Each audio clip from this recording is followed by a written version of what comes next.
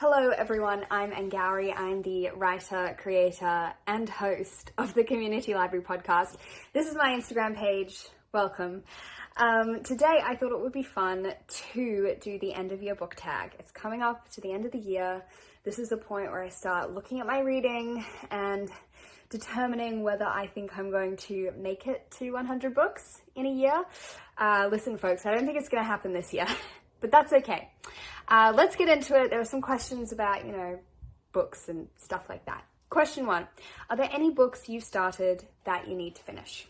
Usually if I start a book, I finish it, but I do have a book for this question, and that is A Brief History of Time by Stephen Hawking. I picked this up, I read the first 76 pages, and then I was like, this is really hard. I think I'm going to take a break. So I took a break from it, but I do want to finish it by the end of the year. I want to keep dipping into it. It's super interesting and I love it. It's a brain workout for sure. So question 2, do you have an autumnal book to transition into the rest of the year? Yes, I have a few books that I'm interested in reading for the autumn season, even though it's spring here.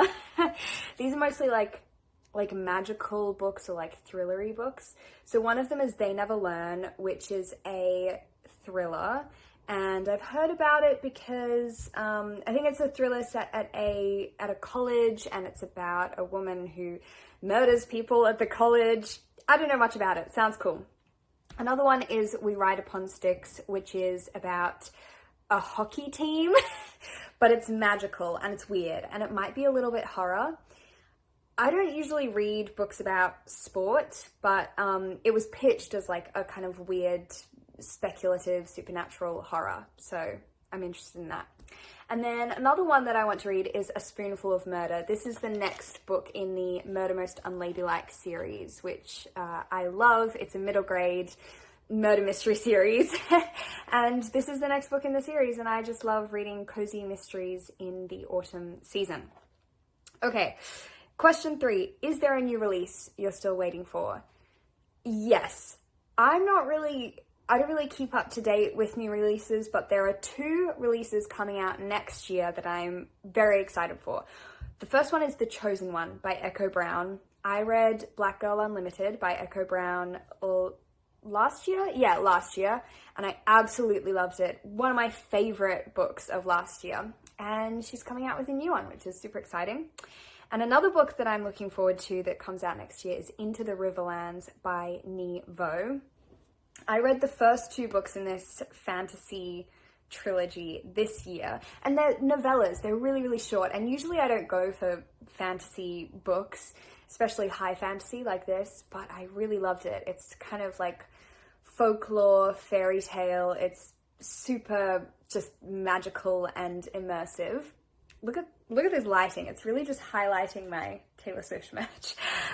So anyway, the third book in that trilogy, I think it's trilogy, is coming out next year, which I'm looking forward to. Question 4, what are 3 books you want to read before the end of the year? I have them right here. They're all quite large, but I will get to them, I think. The first one is On Beauty by Zadie Smith. I read White Teeth 2 years ago and loved it, and then I read Swing Time at the start of this year and also loved it. And so I want to read my third Zadie Smith.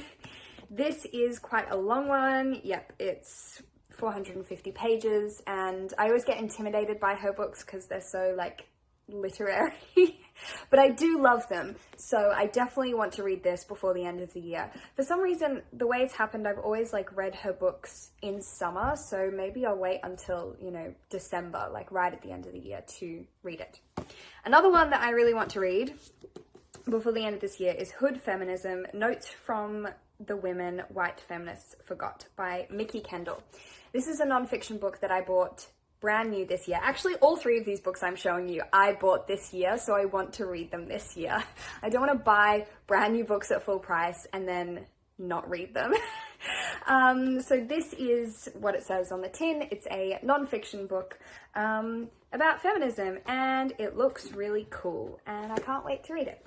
And then the last one that I want to read before the end of this year, look, I might be able to do it if I start reading right now, which I haven't.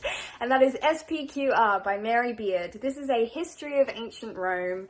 It is, it's 600 pages long. I mean, that includes, you know, the index, which takes up 30 pages, but it's very long. I have read another Mary Beard. I read Women in Power, which is a lot shorter, but I loved it. This one is about like the history of women and speech, and it links it to Greek mythology. And then this one is just all about Rome.